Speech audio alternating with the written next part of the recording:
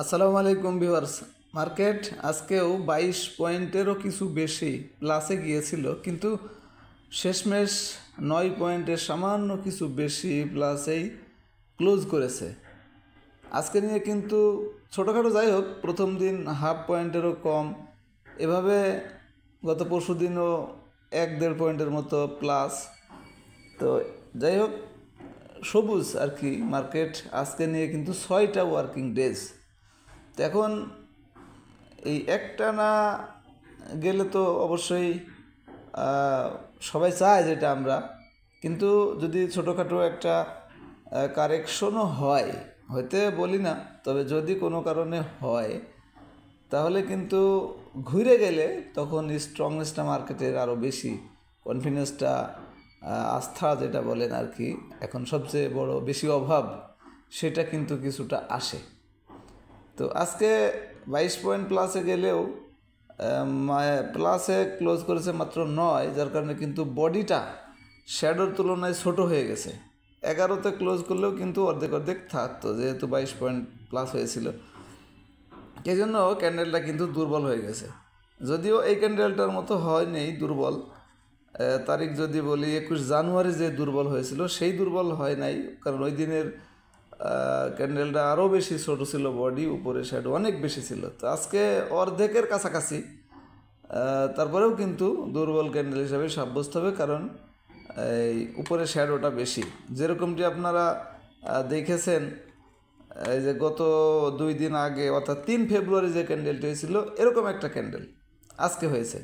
তো তারপরের দিন কিন্তু সকালে মাইনাস হলেও পরবর্তীতে প্লাস করে 1-1.5 পয়েন্ট আপনার প্লাসেই ক্লোজ করেছিল। তো আশা করবো এরকমটি হলেও চলে। তো এই ছিল ক্যান্ডেলের অবস্থান তো বিয়ারিশ বুলিশ ক্যান্ডেলের পরে। আর এখানে একটা অ্যানালাইসিস আপনারা শিখছিলেন, সেটা হলো 1 দিন, 2 দিন, 3 দিন, 4 দিনের দিন কারেকশনের একটা চান্স। তো সেই ইটা তো অলরেডি পার হয়ে গেছে। এখন এইখানে অবস্থানটা দুর্বল ক্যান্ডেল মানেই, এই ক্যান্ডেল মানেই একটু দুর্বলতা আছে, এই আর কি ক্যান্ডেল এবং তার অবস্থানের অ্যানালাইসিস এইটা। বাকি ভলিউম যেটা, এটা কিন্তু দেখেন গতকালকে সে আজকে টার্নওভারটা একটু কমছে। গতকালকে ছিল 471 কোটি টাকা, যেটা আজকে কমে হয়ে গেছে 429 কোটি টাকা।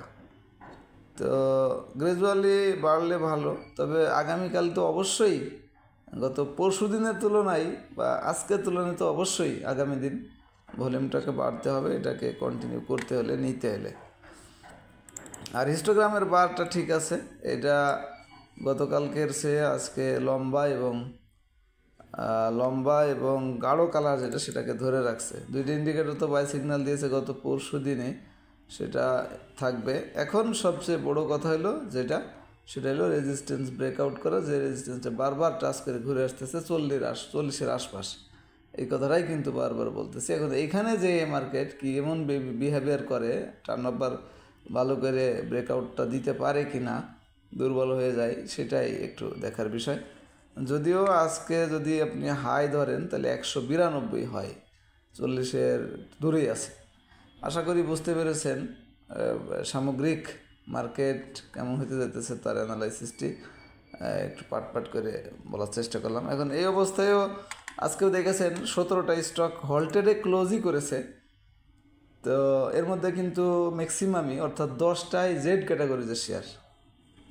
যেখানে গেলেও দেখতে পারবেন এই সার্কিট হল শেয়ার, এই যে দেখুন এখানে 17টা স্টক, এর মধ্যে 10টাই হলো জেড ক্যাটাগরিজ। তো এখন এই মার্কেটে ব্যবসা কীভাবে হইতে পারে, এই জন্য আমাদের এই যে সার্চ রেজাল্টগুলো, যাদের মেম্বারশিপ নেওয়া নাই, নিতে পারেন, আমাদের অফার চলতেছে, উপরের নাম্বারে যোগাযোগ করে। অফারটা 2 বছরের প্যাকেজ 3600 ছিল, এখন 3000 টাকা। তো এখানে অ্যানগালফিং মানে গতকালকে লাল ক্যান্ডেলের উপরে ক্লোজ করতে সক্ষম হয়েছে যে স্টকগুলি, সেটি 16টা লিস্টে আসছে, দেখতে পাচ্ছেন। গতকালকে লাল ক্যান্ডেলের উপরে আজকে ক্লোজ করছে, অর্থাৎ অ্যানগালফিং হয়েছে। আর বি ক্যাটাগরিজ এখানে কিন্তু 22টা স্টক, এখান থেকেই আপনি যে 17টা হল্টেডে ক্লোজ হয়েছে বললাম, যে 10টা হলেও বাকি কিন্তু বি ক্যাটাগরিজও আছে। এ ক্যাটাগরিজ আছে খুব কম, হয়তো 2-3টা। তো এই হইল মার্কেটের অবস্থা। এই রেজাল্ট থেকে আপনারা 2টার পরে সার্চ দিয়ে অবশ্যই শর্টলিস্ট হিসাবে কাজে লাগাইতে পারেন। এর মধ্যে থেকে আপনার যেটা পছন্দ হয় সেটা বাই করার মাধ্যমে। আশা করি বুঝতে পেরেছেন। ভালো থাকবেন। ধন্যবাদ সবাইকে। আসসালামু আলাইকুম।